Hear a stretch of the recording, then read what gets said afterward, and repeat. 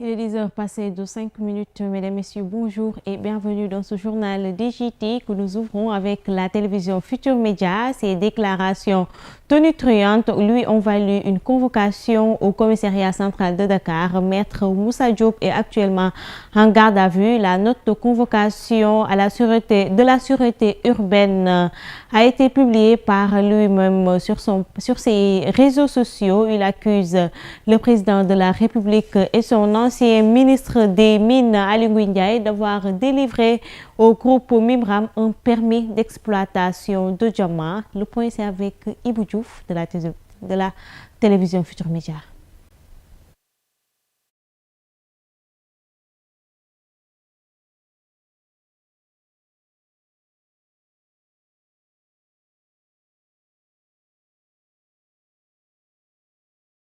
Le dit groupe ne tarde pas à réagir. Il dément fermement ces allégations ne reposant sur aucun fait matériel avéré. Dans le communiqué sorti à cet effet, il est mentionné qu'il n'existe aucune mine de diamants au Sénégal, encore moins au nord, où la contexture géomorphologique des terres n'est pas diamantifère. La société, comme Maître Moussa Diop, prétend également être attributaire de l'autorisation de prospection et dont le propriétaire serait Jean-Claude Mimran, n'est même pas connu du registre minier du Sénégal. S'y ajoute qu'à ce jour, il n'existe que deux sociétés bénéficiant de permis de recherche de diamants, d'ESH et ICT, dans lesquelles Jean-Claude Mimran n'a aucune forme de participation. Le groupe Mimran précise que Jean-Claude Mimran n'a jamais échangé de correspondance avec Aly Ngouille Ndiaye sur ce sujet et se réserve le droit d'user des procédures légales idoines pour faire face à tout acte attentatoire à son honneur et à sa crédibilité, qui sont les fondements de ses missions depuis plus de 50 ans. Une polémique qui fait sortir le ministère des Mines et de la Géologie de sa réserve, attestant l'inexistence d'aucun permis d'exploitation de diamants délivré au Sénégal, puisque d'ailleurs il n'y en a jamais eu dans le pays. Donc le président de la République ne saurait être concerné par le sujet. Les clarifications faites par le ministère montrent qu'au plan du contexte géologique, des indices de diamants ont été mis en évidence au sud-est du Sénégal, contrairement à ce qui a été affirmé par Maître Moussa Diop, et qu'à ce jour, il existe deux permis de recherche de diamants en cours de validité, ainsi qu'une autorisation d'exploitation semi-mécanisée pour lesquelles des résultats concluants n'ont pas été encore obtenus. Autre précision faite au Sénégal, il n'existe pas dans la nomenclature des titres miniers prévus par le code minier de termes ayant trait à une autorisation d'exploration. Ainsi, en matière de recherche minière, deux types de titres miniers peuvent être délivrés, une autorisation de prospection ou un permis de recherche, tandis que pour l'exploitation minière, il existe 6 types de titres miniers, à savoir le permis d'exploitation minière, l'autorisation d'exploitation de mines, l'autorisation d'exploitation minière semi-mécanisée, l'autorisation d'exploitation de carrière publique ou de carrière privée permanente et l'autorisation d'exploitation de carrière temporaire. Pendant ce temps, le scrutin pour déterminer la représentativité des syndicats au Sénégal est fixé pour aujourd'hui, 12 décembre 2023. Ibrahima Sarr, secrétaire général de la Confédération démocratique des syndicats libres du Sénégal, est déterminé à atteindre la première place dans ces élections. Nous l'écoutons. L'élection de représentativité des centrales syndicales se tient demain. C'est pour mesurer le poids de 12 organisations syndicales en lice. C'est un moment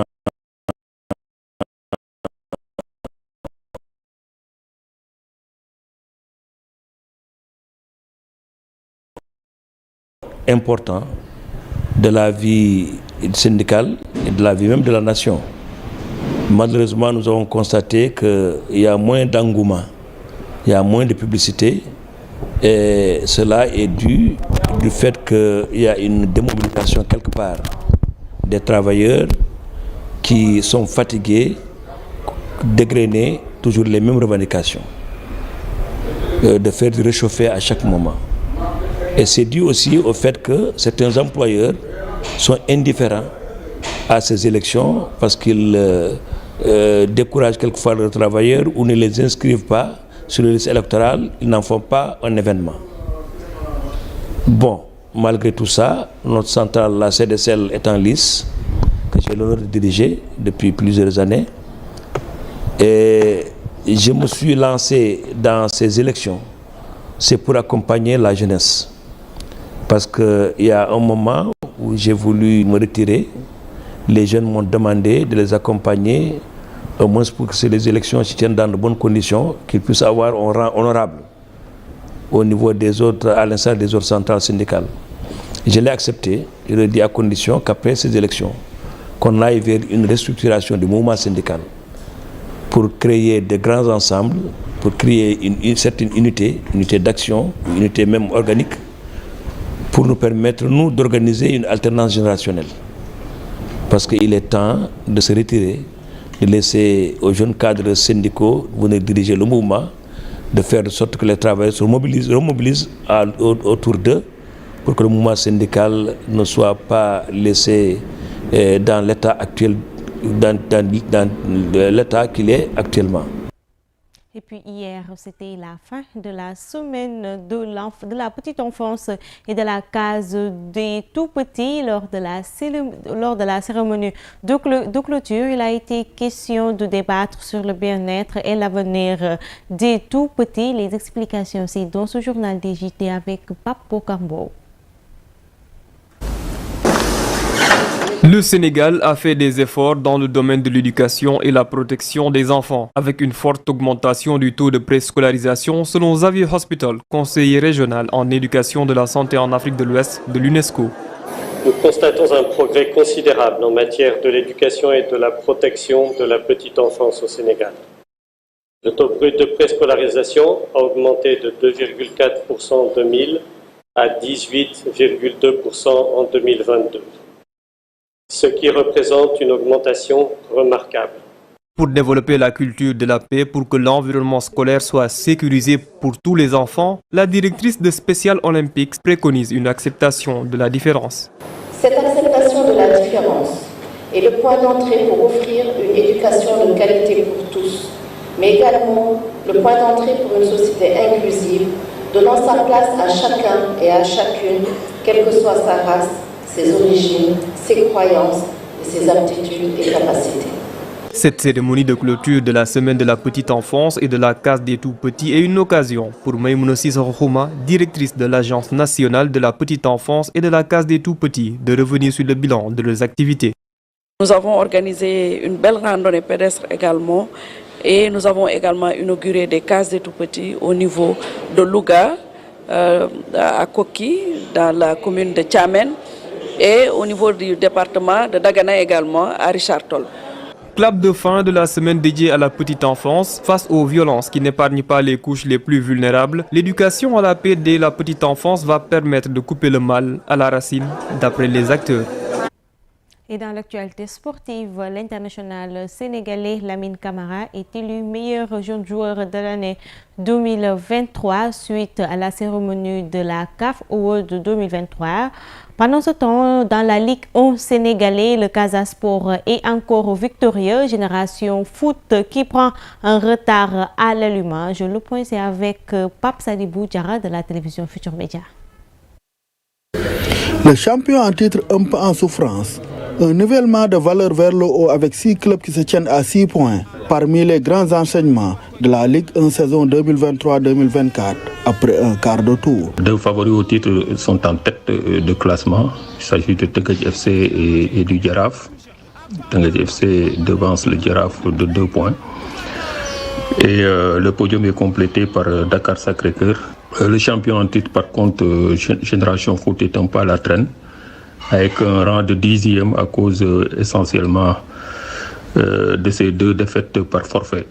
Le championnat est très bien lancé, avec des matchs très intéressants. Il y a du suspense en tête entre le Teungueth FC, le Jaraaf, DS également, l'AS Pikine, la Linguère également, qui réalise un bon début de saison. Le Casa Sport dernier du classement avec 2 nuls et 5 défaites, constitue la grosse surprise. C'est évidemment la position de lanterne rouge du Casa Sport. C'est sans doute la pire entame de saison du Casa, en tout cas sous l'ère du foot professionnel. Cela s'explique principalement par le départ de la quasi-totalité des joueurs cadres. Ansou Diadjou a été limogé pour espérer peut-être un déclic, mais là on voit que dès le match suivant contre le Giraffe, le Casa a perdu à 2-1. Mbaye Badji est le deuxième entraîneur limogé après la défaite de son club Guédiawaye FC face à l'US Ouakam dimanche au stade de Ngor. Autre fait remarquable après cette journée de Ligue 1, c'est le bon comportement des deux promus, Diamono de Fatick et l'US Ouakam, respectivement à la 6e et 7e place du classement avec 9 et 8 points. Et on termine ce journal DJT par l'actualité sous-régionale.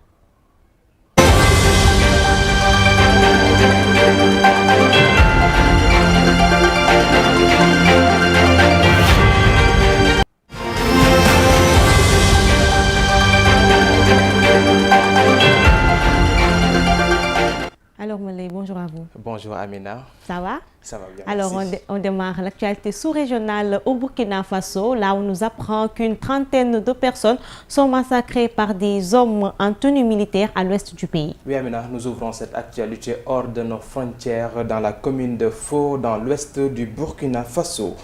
À environ 95 km de Bobo-Dioulasso, une trentaine de personnes ont été massacrées vendredi 8 décembre à fin de matinée par des hommes en uniforme militaire le jour du mars hebdomadaire de Bougani. Les assaillants ont d'abord exécuté une femme avant de s'en prendre à d'autres personnes. Selon les informations auprès de plusieurs sources locales, parmi les villageois assassinés figurent de jeunes enfants, des femmes enceintes et des vieillards. L'un des victimes, une personnalité bien connue de la communauté, avait 93 ans. Toutes les personnes tuées ont été enterrées dans une fosse commune. Rappelons que ce n'est pas la première tragédie que connaît cette commune d'environ 20 000 habitants. En juillet dernier, le village de Kiebani avait été la cible d'une attaque au cours de laquelle 4 volontaires de la patrie avaient été tués. En RDC, dans l'Est, les déplacés de guerre abandonnés. Oui, en l'est de la RDC, République démocratique du Congo, dans un camp de fortune près de Koma, la capitale du Nord Kivu, vivaient des personnes ayant fui des exactions des groupes armés actifs dans l'est de la RDC. L'un d'entre eux, le M23, s'est emparé de pans entiers du pays depuis fin 2021. Selon l'ONU, près de 7 millions de personnes ont été déplacées en RDC Congo, soit le nombre le plus élevé jamais enregistré dans le pays. Cet infortuné entendu du vainqueur de la présidentielle du 20 décembre, la fin de l'insécurité dans tout leur territoire. Ces hommes et femmes qui se sentent déjà abandonnés risquent aussi de ne pas participer au choix de leur futur président. Ils n'ont pas pu s'inscrire sur les listes électorales et sont amers. Selon Médecins sans frontières, des dizaines de milliers de familles fuient toujours les violences dans le nord de Kivu. On reste toujours en République démocratique du Congo avec cette pénurie de carburant qui risque d'affecter la campagne présidentielle. Oui, Amina, la campagne électorale en République démocratique du Congo bat son plein à 8 jours de la fin de cette phase du processus électoral. Les candidats intensifient leur meeting sillonnent les villes d'un territoire 4 fois plus vaste que la France, mais confronté à un défi d'infrastructure routière et à un manque d'avions. À cas défi logistique s'ajoute une pénurie de produits pétroliers dans les aéroports. S'agit-il d'une stratégie politique délibérée ou bien un risque réel de manque de carburant? En tout cas, le candidat à l'élection présidentielle en RDC Congo, Martin Fayoulou, n'a pas réussi à atteindre Lamboubazi. Et samedi dernier, son directeur de campagne a vivement accusé le gouvernement de perturbation provisionnement en carburant, affirme que ce dernier aurait réquisitionné les stocks dans tous les aéroports du pays. Selon ses dires, l'objectif est de pénaliser les candidats de l'opposition et les empêcher de faire campagne. Des accusations sont également également soutenu par Danis Keweg, qui est convaincu qu'il s'agissait d'un coup politique. Il déplore que sa propre campagne soit sérieusement entravée par cette situation, perturbant considérablement ses déplacements. Vu la situation, certains candidats se rabattent sur d'autres alternatives pour pouvoir poursuivre leur tournée. De son côté, le candidat Joël Bill nourrit l'espoir de sécuriser une place à bord d'un avion de la MONUSCO, de la mission de l'Organisation des Nations Unies pour la stabilisation en République démocratique du Congo, afin de rallier les provinces de l'Est du pays pour entamer la première étape de la campagne électorale. Outre les candidats, la Commission électorale nationale indépendante se trouve également confronté à cette difficulté. Dans un courrier adressé au chef de l'État pour solliciter un soutien supplémentaire, la centrale électorale a clairement évoqué une situation de pénurie. Cependant, le gouvernement rejette toute implication politique dans cette affaire. Cette source de l'association des pétroliers, de leur côté, n'évoque pas une pénurie, mais plutôt un déséquilibre causé par la loi classique de l'offre et de la demande. Alors, on termine au Mali où on nous annonce qu'après 10 ans de présence, la mission de l'ONU a pris fin hier. Amina, c'est cette information qui va mettre fin à cette actualité de la sous-région. Après 10 ans de déploiement, la mission de l'ONU au Mali, MINUSMA, s'est officiellement closée hier lundi, après avoir été poussée vers la sortie par la junte au pouvoir, alors que le pays s'est en proie aux djihadistes et à une profonde crise. Le MINUSMA a descendu le drapeau des Nations Unies sur son quartier général proche de l'aéroport de la capitale de Bamako, a fait savoir à l'AFP sa porte-parole Fatoumata Kaba. La cérémonie en cours ce lundi matin marque symboliquement la fin de la mission, même si certains de ces éléments sont encore sur place, a-t-elle dit, avec plus de 180 membres tués dans les actes hostiles essentiellement perpétrés par des groupes armés affiliés à Al-Qaïda et à l'organisation d'État islamique. La MINUSMA est la mission de la paix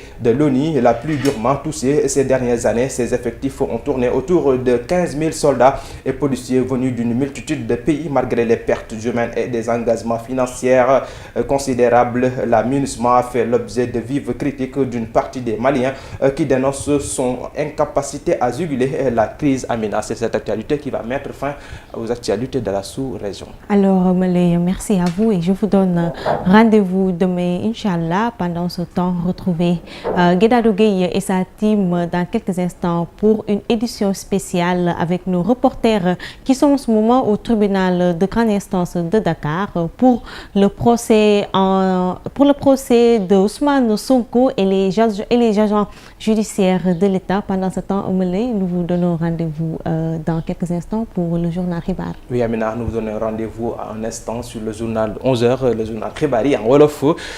Donc, chers amis téléspectateurs, restez scotchés sur nos différentes scènes de la presse Afrique TV HD.